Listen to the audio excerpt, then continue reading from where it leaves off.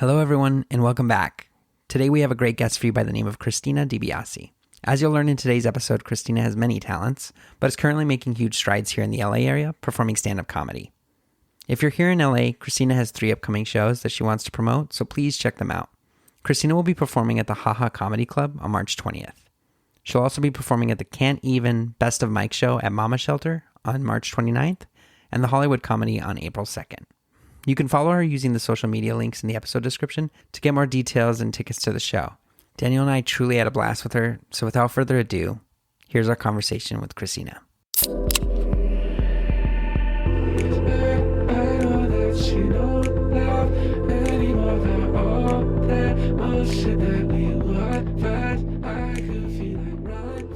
Hello, we are here. It's a new episode of My Pop 5, and we have the incredible Christina DiBiase here with us.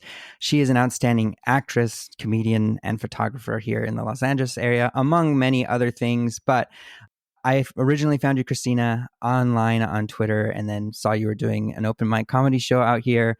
Went and saw you, thought you were hilarious, and I had to reach out and see if we could get you on the show. So thank you so much for coming out and really just spending some time with us. And, we're so happy and thrilled that you're here.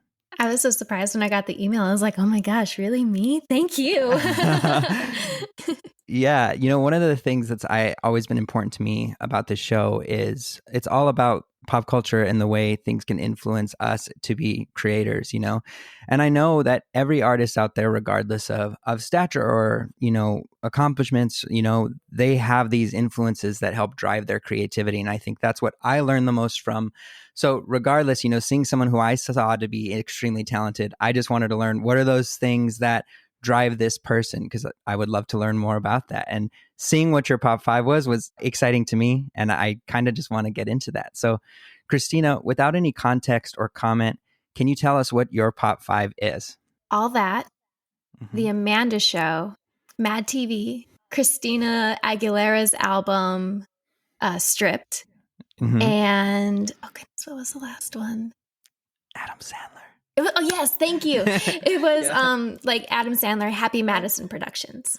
Yes. So a ton of hilarious comedic geniuses in here and sketch comedy. And, the fact that I found you doing comedy, it all clicks and it all makes sense. But Christina, before we kind of get into the specifics of these, can you tell us a bit about your background, kind of what got you started in, this world in comedy and acting, and where are you originally from? So I'm born and raised in Cleveland, Ohio. And my story literally starts of me coming out the womb because I was, I know, right? It's like typical. Yeah. But I was born with a hole in my back. And so I had to have surgery at a very, very young age. And my physical therapy to get my alignment straightened out was dancing. I fell in love with it as a child. From 4 years old until I was 12, I was competing nationally with my competition team and so much fun. We were amazing, but it was very expensive. I was doing 16 hours a week. I was in 12 different dances a season, which is 12 different costumes a season. And I stopped so we could not go broke for my dancing. And then I actually became really depressed because I missed performing. So then I just transferred schools. I went from a private school to a public school. That's when I discovered theater. And I was like, oh, this is a whole new type of performance. I can totally get on board with this. I knew from a very young age that acting is what I wanted to do. And then so I went to a community college because my grades were not that great at school. And I started doing acting at my community college.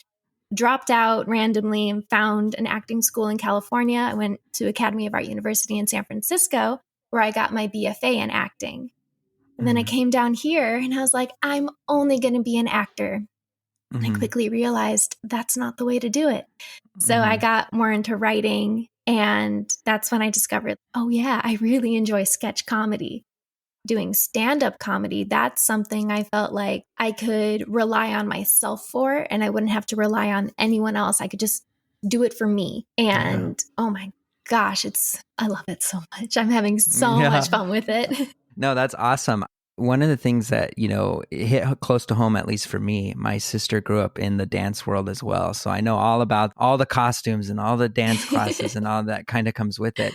What I find interesting, I think, in your story thus far is it seems like in every aspect, I know that in the dance world, there is a lot of, you have to work on yourself and on your own skills.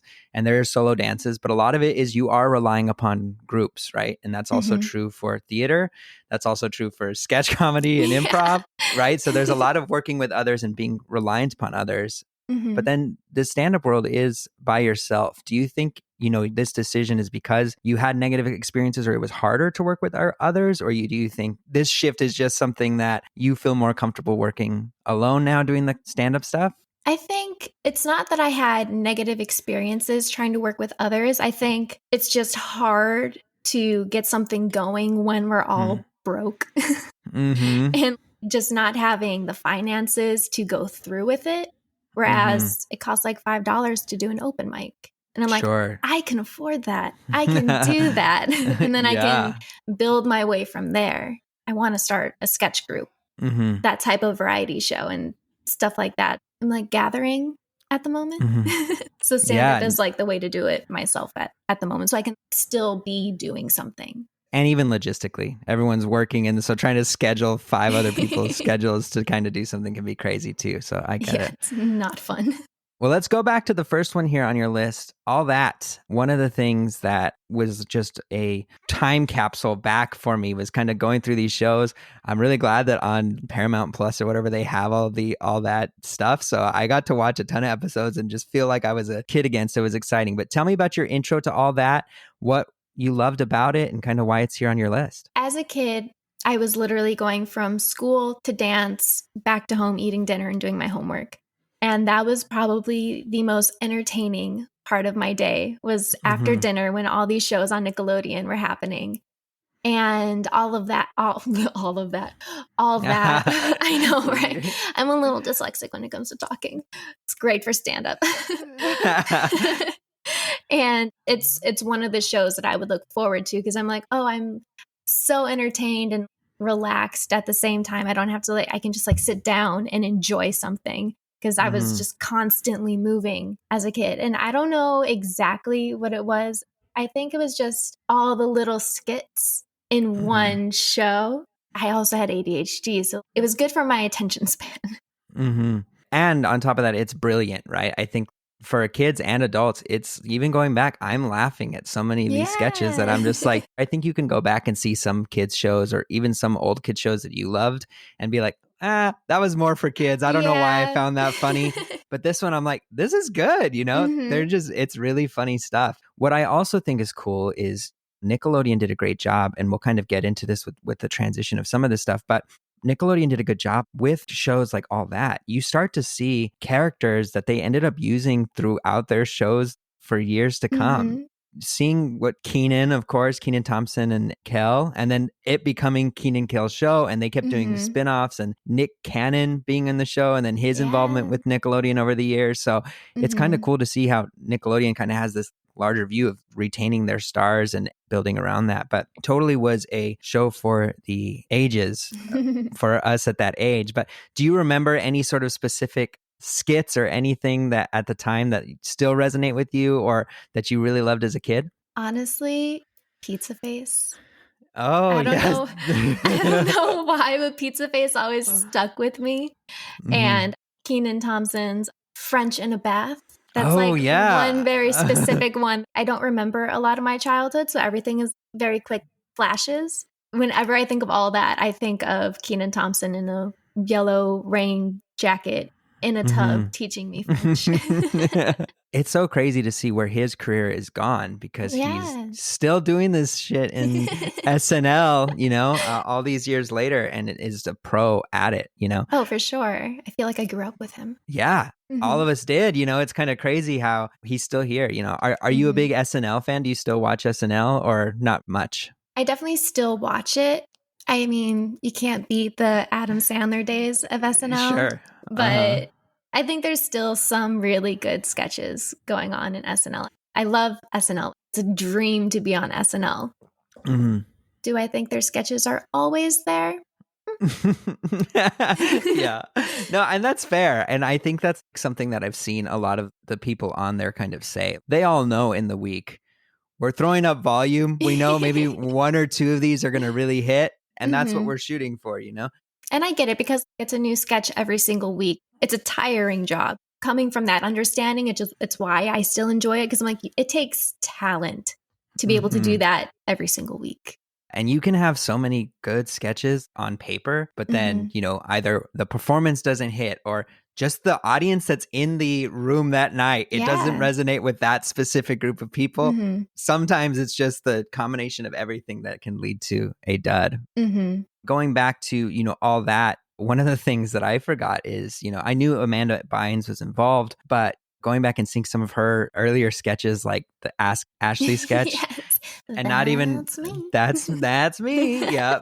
I totally forgot about some of this stuff. And so seeing some of it and how little she was, like, I think for me in the time that I was watching more of this, as much as I watched all that, I think the peak for me was kind of the next one on your list, which is the Amanda Show, you know, catching her stardom there on the All That days. They realized she's a star and then said, hey, we're going to give her her own sketch show where she's also going to be in every sketch and she's going to be the star and multiple roles in every single sketch. So Amanda Bynes had a big impact on you because she kind of shows up on your list inadvertently at least twice. So what do you remember about that and loving about Amanda Bynes? We'll get back to the show in just a moment. No, this isn't an ad read, but we do have a couple things that we'd love to share. I've been getting quite a few questions about how you can support the show. The truth is you're already doing it by listening, but if you're looking to do a little bit more, the best way is to support our show is to rate, review, and subscribe on Apple Podcasts. Rating and reviewing truly does make all the difference for podcasts. So leave us a review, and in that review, tell us what your Pop 5 is, and we'll read it on the show. Another way to help us out is just following us on Instagram at MyPop5. Anyway, thank you again for listening, and we'll get back to the show. I wanted to be her so badly. I'm like, she looked like she was having the time of her life in every single performance. She was incredible to me. Absolutely. And her energy, she can kind of go through all of these various different roles, whether it's she's playing the cute little 8-year-old girl, you know, or she can become this Judge Trudy, you know, or she's playing her version of Judge Judy, or, you know, she plays about that. That's amazing. Yeah. So the talent that comes across the screen is just wild when you kind of think of what she was doing. Or Crazy Courtney, which I think was the character where it was her own number one fan. Amanda, please, like trying to find Amanda everywhere. Yeah, she can kind of do the whole gamut of characters. I remember being a kid and seeing Amanda, please. For the life of me, I was like, is that the same actor? Is that like, I was so young that my brain couldn't tell the difference. I'm like, that, why don't I see them in the same room? I'm very confused. But then like growing up, I caught on. I think. Yeah. I hope. Yeah. What do you mean she was in the same sketches? Aren't they different actors? I doubt myself sometimes. No, that's funny. And so have you gone back and watched it at all anytime as an adult, or is this all just kind of coming back in terms of memories of youth? So I bought Paramount Plus specifically for Nickelodeon and Comedy Central. And I started watching all that. I started watching Kenan and Kel. And then Betty White died. So I started watching Golden Girls. So I'm still on Golden Girls. But I'm going to go back.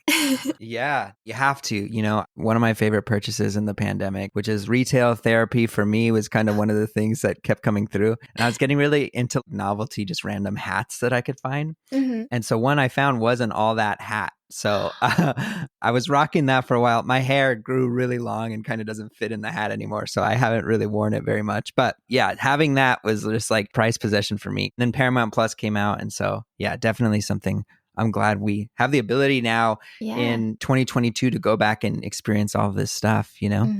It's very nostalgic. Totally. I think back to when I was younger, thinking of episodes of TV shows or things that I grew up enjoying. Once they were gone, you couldn't go back. There was no way to catch it unless it was put on syndication or something. So we are so lucky in today's age that everything's getting picked up and you now have access to kind of go see old episodes. It's so crazy because watching it, I call it a visual trigger.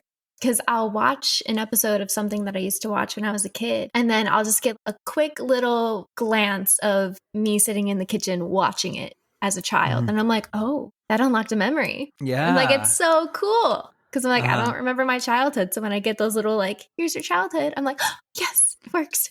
That's amazing. And then you're kind of piecing it together sometimes, you know, I think when you can get those little vignettes. One thing that is interesting to me about having everything coming out on streaming services is sometimes I feel you might come across an episode that you don't really remember. There's certain where you're like, oh, I've seen this episode a million times. You're like, oh, I never realized how many times I'd seen season 1, episode 3. I didn't even realize as a kid that it was broken up in this way.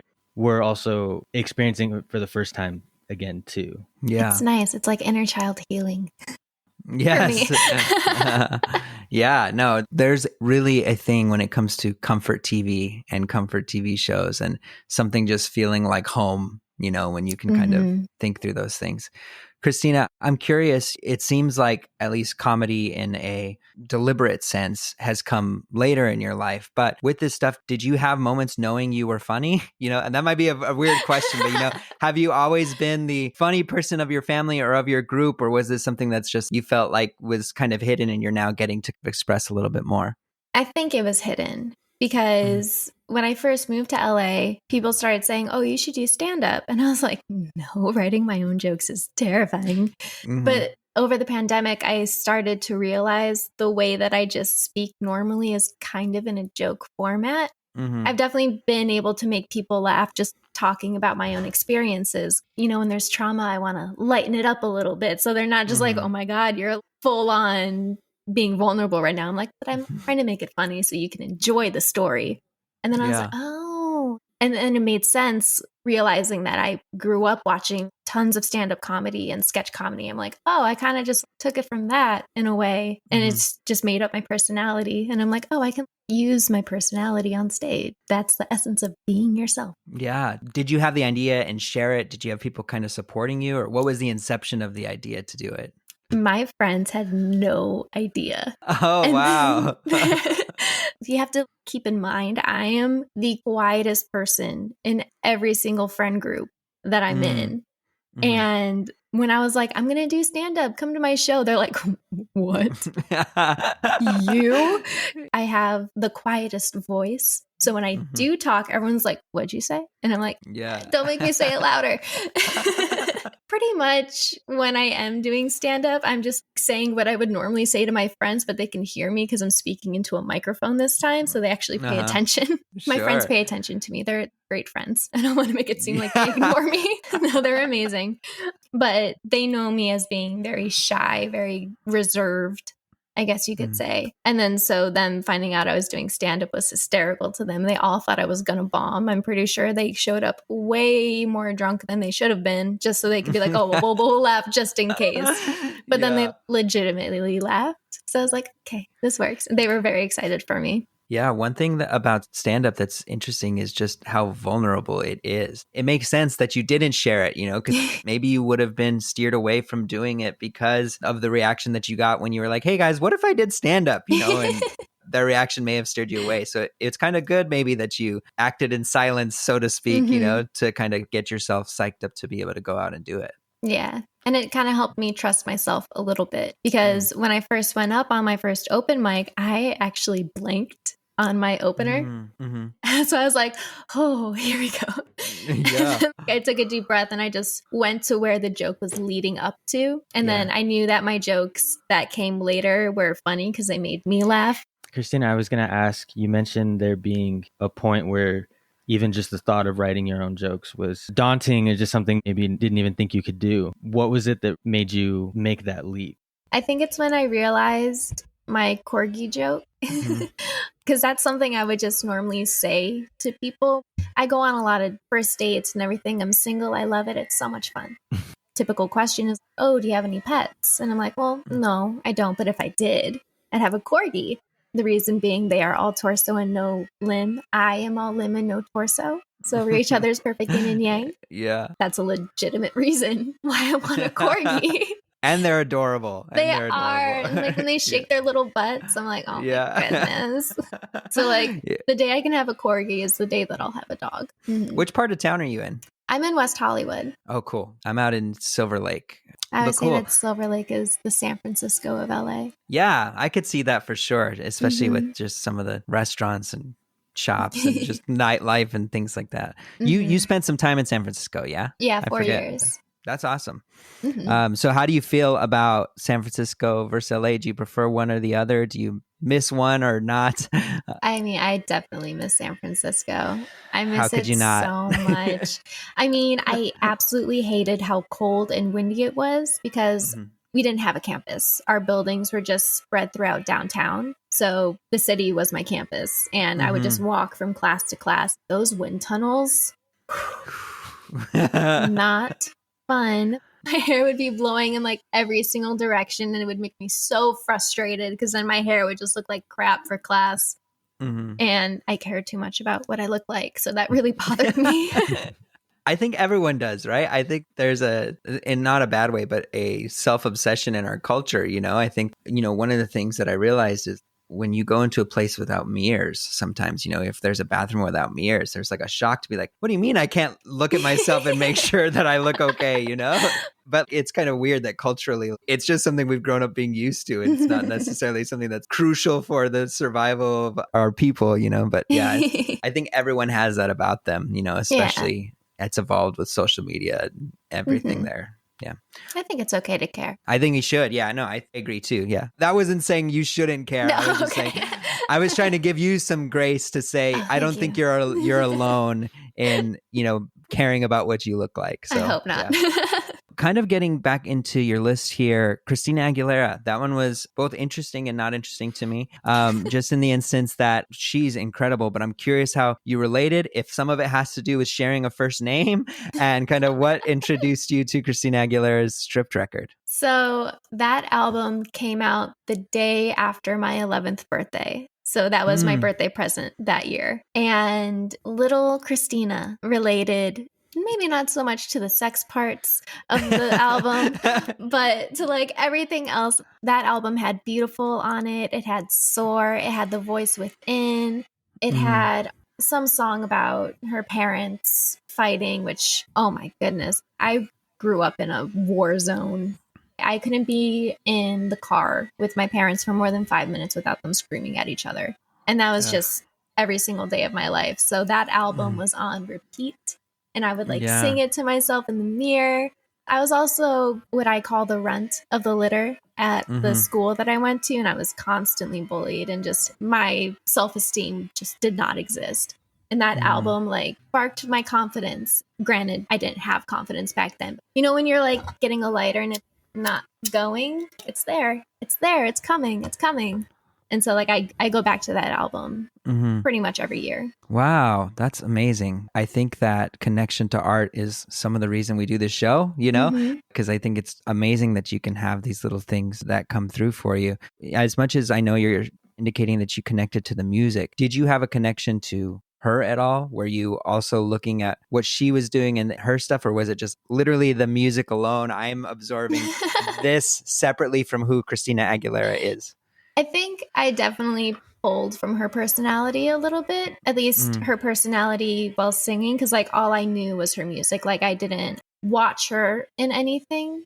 I mean, obviously I love burlesque. Yeah. Yes. But I was also older at the time. But when I was younger, it was just her music videos and her music. Maybe that's where I pull my femininity from a little bit. Not entirely. Some aspects for sure. Yeah. So it was a catalyst for some of that stuff, especially because it's hitting you at that age when you're starting to, grow and develop in all senses of the word, So that's awesome. What I think about this strictly musically that I think is interesting is she comes from this background of being a pure pop star from, Mickey Mouse Club, Disney aspect. And this is the first record, I think, in her career that was not strictly pop, not necessarily hip hop, but there was aspects of everything. Yeah. And from what I understand, this was her point where she was like, I want to make my first record that's just me, not the producers telling me what to make. This was the first time that I started to feel, at least in her discography, oh, this is her sound, right? It's not meeting anything else. So at the time, I know there was fears that it was going to potentially alienate all of her fans that loved her for the Disney pop stuff. But what I think is cool is it also allowed her to acquire new fans that, loved the authenticity of it. So that's really great. You mentioned quite a few tunes on here. Impossible is one of my favorites on this. Beautiful. Yes. Fighter is a bop as well. I listen to that when I'm on the treadmill. That gets me going. I was surprised at just how much energy, because I think when you think about Impossible and Beautiful, these like sad ballads, she has that such a phenomenal voice. It's like, of course she has those songs on like almost every album, but then when you listen to like Fighter, like we talked about, or even like the opening Can't Hold Us Down, there's so many where you're like, oh, she had some energy, and like, it wasn't all ballads. And it takes a lot to be able to sing like her. She has some pipes. Oh, she's one of the best ever, Yeah, it's crazy. I love her voice so much. And I like to think I sound like her, but I definitely don't. But in my mind, when I'm in the shower, my neighbors haven't complained, so maybe I do. Yeah, maybe they think Christina actually is living next to them. Like she's just using a fake last name. Exactly.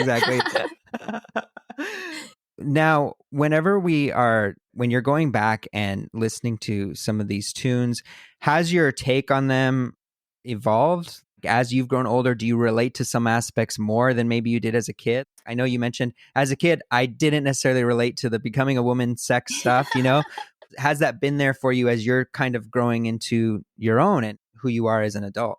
Oh, yeah.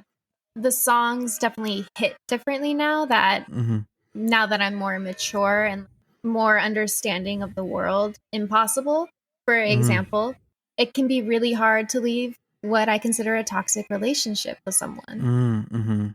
To me, that's what that song means now, because it's like toxic relationships are, while they're so like chaotic energy, it's addicting in a very bad way.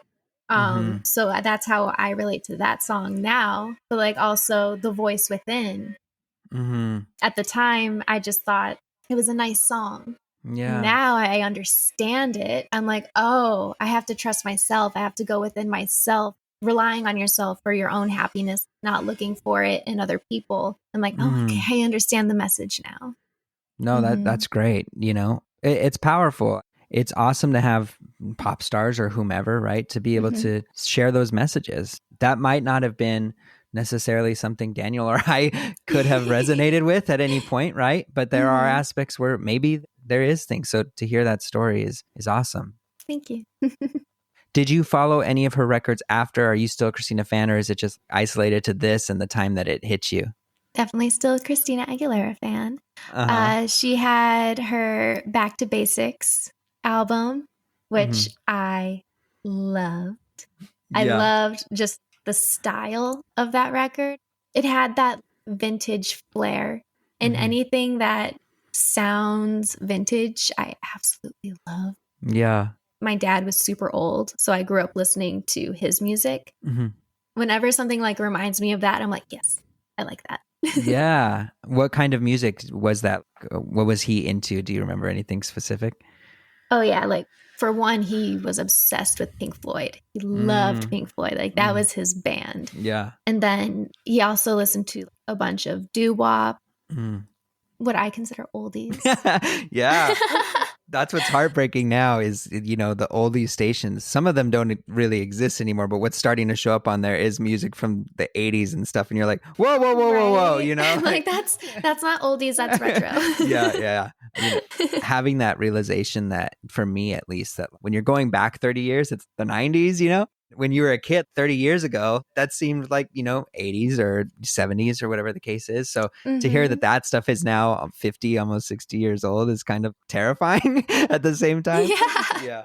Growing older is scary. Yeah. It's weird that we've stretched out the meaning of what is modern in a way. I'm not sure if it was always like that, when we were growing up, late 90s, early 2000s. Yeah, oldies were 60s and 70s. And then at a certain point, everybody stopped considering that oldies. Maybe it's just because I'm growing up with it and barely starting to realize it. I think It relates to like seeing kids on TikTok dressing up 2000s type style. I'm like, what do you mean this is old? That's true, actually. It wasn't that long ago. It wasn't that long ago. Yeah. Which is what our Just parents like threatening them. Which is, I guess, what our parents were saying if we were to try wearing bell bottoms or whatever, saying, well, that wasn't too long ago, Yeah.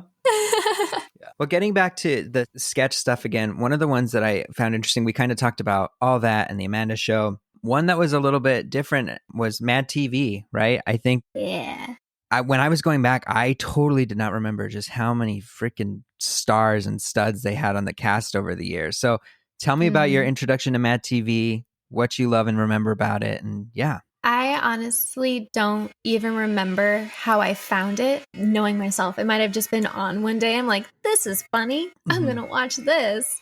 Throughout the years, I kept seeing it. I don't remember how I first came across Mad TV, but I remember Stuart.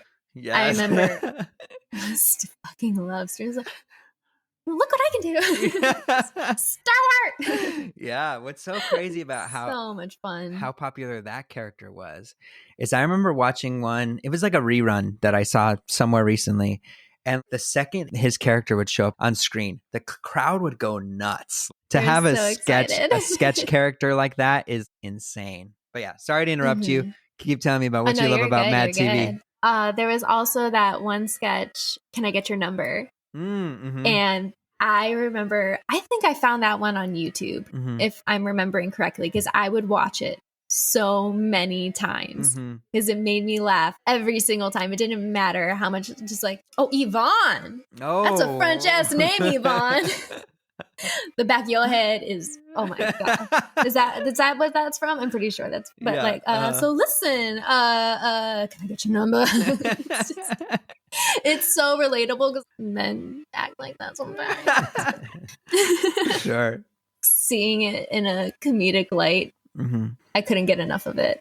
Yeah. When we're talking about just comedy in general and some of these sketch things, do you go back to them and is there a way that you're able to kind of view this as a way of studying, or do you mostly go back and see it as no, this is entertainment and I'm consuming this and I'm enjoying this as an observer? Or as you've kind of been more involved in this world, I'm thinking about how they're crafting the joke in some ways. I look at it as studying every single time. And I wish I could just sit back and enjoy it. But I am just constantly analyzing. I'm like, okay, why did they make that choice? What are they doing there? Okay, I see what they're doing now. Okay, I see where this is going. I really wish I could just like relax when I watch it. But I entertain myself by trying to figure out how they crafted everything and like what else could they do with it. Like when they bring a character back in a sketch show, like what other situations can we put this character in? It's kind of like my way of self-teaching myself. Yeah. Because classes are expensive. Yes.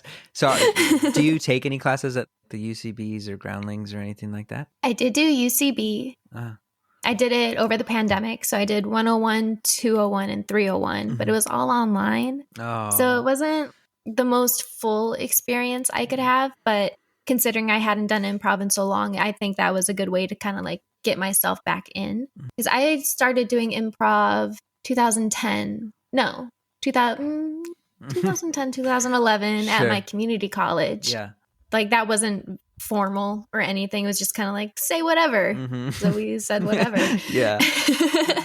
But then when I went to college in San Francisco, our improv teachers were from Second City. So I got to learn a lot more than what I did back in Cleveland. Yeah. The way that I learned improv was different at UCB. Like they still did Heralds, but they were a little bit different. But now Groundlings, I just got accepted. I haven't taken a class yet because that I really want to wait for it to be in person. Yeah. But if it's like July and classes still aren't in person, then I'll take basic online just to do it so I can like keep, because it's a muscle. Yeah. Improv is 100% a muscle that you have to keep working. Everything in this career is a muscle. Well, first, congratulations. Yeah, Thank you. Getting accepted into Groundlings is awesome, For people who might not understand some of the lingo that I threw out and Christina threw out, UCB is called the United Citizens Brigade, and Groundlings is another sketch comedy improv type of training class company, right? And so a lot of the greats that you've seen have probably come from Second City or UCB or the Groundlings.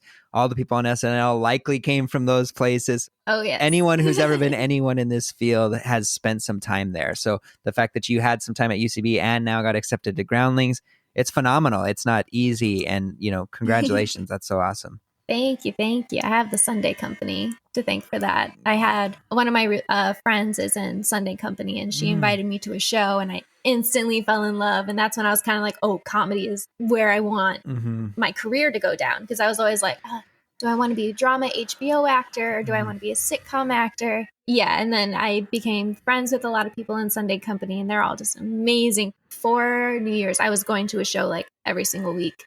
And they're who I learned from right now. They are incredible at what they do. Yeah. Highly recommend that everyone go see a Sunday Company show if you were in LA. Yes, you have to. What's your friend's name? So we know who to her cheer name's on. Devin Drew. Devin Drew, cool. Yeah, she's phenomenal. Oh my goodness, she's an idol. Awesome. Great. Well, let's go ahead and get to your last one here. I don't want to keep you too much longer. Adam Sandler, the man. You already mentioned how much you loved him in SNL, but talk to me about what you love about Adam Sandler and how did you fall in love with him? I love that he works with all of his friends. That is ultimate goals for me. Because you can tell that they're having so much fun on their sets. No matter how ridiculous the script is, they're having a great time. I love that he works with his friends, and it's just this big creative family, essentially. And they're just constantly coming up with new ideas, as people on Twitter say, keeping each other fed. Yeah. That's my ultimate goal, to be able to have my own production company like that, where I can hire my friends, because my friends are so talented. Every single one of them, no matter which department they're in, I want us all to work together and just create beautiful, beautiful art. Yeah. To condense that all into one word. He's a big inspiration for that for me. Yeah, I might have said it in a previous episode, but one of the things that's been so impactful for me in terms of my career in general is anytime, and Daniel and I are mostly in the music world, but a lot of the things that have been true for me is that people want to have their pocket and their circle of friends. And when they're choosing who they want to work with, it's who are nice people that they want to hang out with and spend more time with, right? So that Adam Sandler stuff is catching what that vibe is, right? So having friends and people that are talented and creative, and you are also part of that because you're also a good person and talented and creative.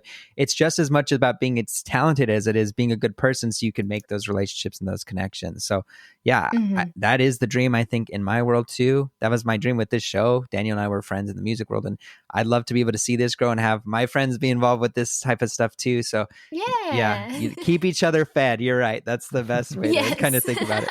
What are some of your favorite Sandler movies? What are some of the things that you love about him from a comedic perspective? Tell me. I love Grown Ups. I love Grown Ups too. The sequel, specifically because it's one of those movies that takes place on the first day of summer, and it's just that entire day. I love movies that just focus on the entire day. I don't know why, but it's just something that warms my heart a little bit. Yeah. I also love Click.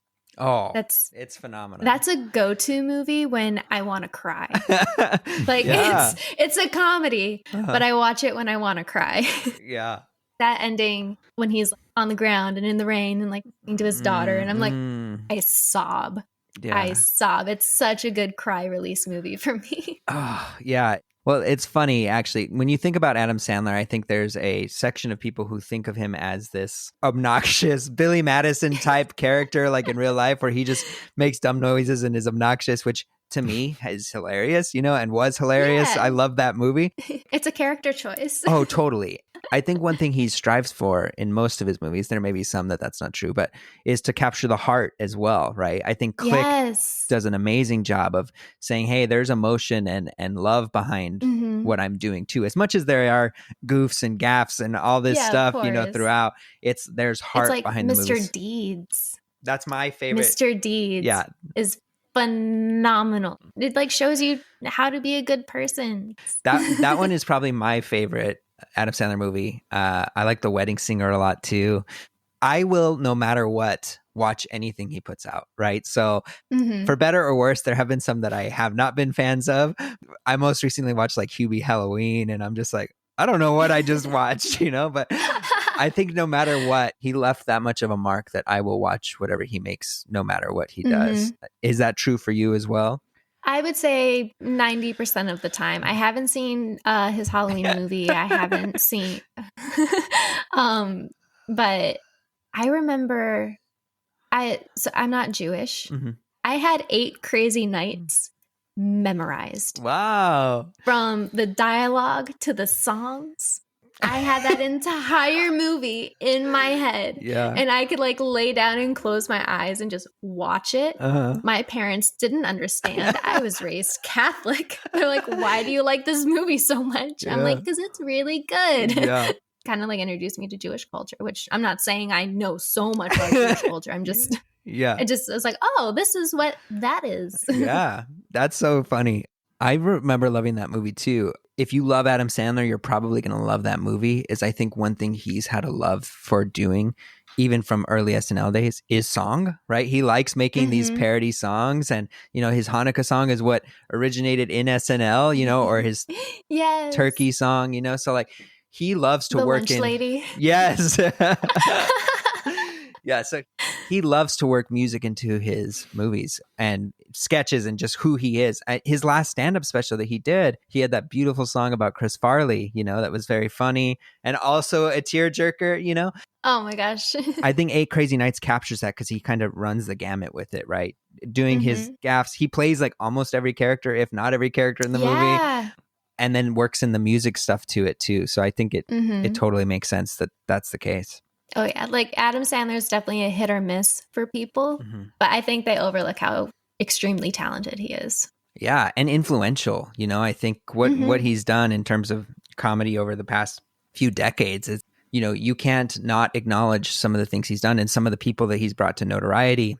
Whether or not you think he's the funniest person out there, he's made a huge mark on just culture at large. Oh yeah, and he's amazing at basketball for some reason.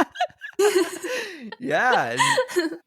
And the sweetest human. He's one of those people that when you're worried about people getting canceled left and right, I'm like, I hope it's not someone that I really care about. He's the one person that I'm like, if I had to bet everything that I don't think he would get canceled for anything, you know? Every story you hear is just, he was in mine and Daniel's home state in New Mexico filming a movie in a place called Santa Fe. He ran into a little boy there in the store. The kid was playing a guitar, and then he comes up and buys that kid the guitar that he was playing with. He's like, you want this guitar? And just buys him that guitar. And it's just like the sweetest thing, you know? We were talking about self-image a bit ago, you know, he's one of the people that seems like no matter what, I'm going to be wearing whatever I want. I want to be comfortable. I want to be just living my best life. So he seems like the person who's just like, I'm going to do me, which is also another level of confidence, which is awesome. I love his recurring joke of his head being shaped like an egg. Yes. And what's the movie? 50 First Dates. Yeah, where she has all those paintings of just egg heads with him. Like, I see it in my dreams. I don't know what it means, but I think it's you. Yeah. Oh, yeah. Another great Adam Sandler movie. Oh, that's the last thing. Actually, that one reminds me. One of the other amazing things that he does in all of his movies is the soundtracks are always freaking phenomenal, you know? So good. Even if it's placement, as much as I actually personally do really like the Beach Boys, putting in that Beach Boys song, some people may not have cared otherwise, but the way he works the music into the movie, it makes it more elevated. So that song hurts a little bit more when he's on the boat, when he's singing just outside. Crying. Yeah. Yeah. I also love how much from him he is an incredible dramatic actor. You know, I think Uncut Gems recently, he had another movie in the Jewish sense called The Meyerowitz Stories, which is phenomenal. Oh, I've heard about it. I haven't seen it. You have to see it. It's incredible. But Punch Drunk Love, you know, he also does an incredible job as like a serious dramatic actor too. So I also absolutely love him and will always support anything he does. Yeah. 100%. I wouldn't say that it's super dramatic, maybe more of like a dramedy in Big Daddy. That's one of my favorite. It's really funny, but it's also just a really sweet story. And you're really rooting for him, you know, because he's just so believable in that movie. That's how I picture Adam Sandler, his character in that movie. I can totally see that. Yeah. Well, Christina, we'll get you out of here. But before we do go, we do like to ask everyone a rapid fire 5 questions here. Okay. So real quickly here, Christina, if you could be on any reality TV show, which one would you choose? Oh gosh, Dancing with the Stars. Ooh, that's awesome. Dancing with the Stars. Cool. If people have never consumed any of your pop 5, so they've never seen anything that we've talked about here today, what's the one thing you'd want them to go experience right now? Can I get your number?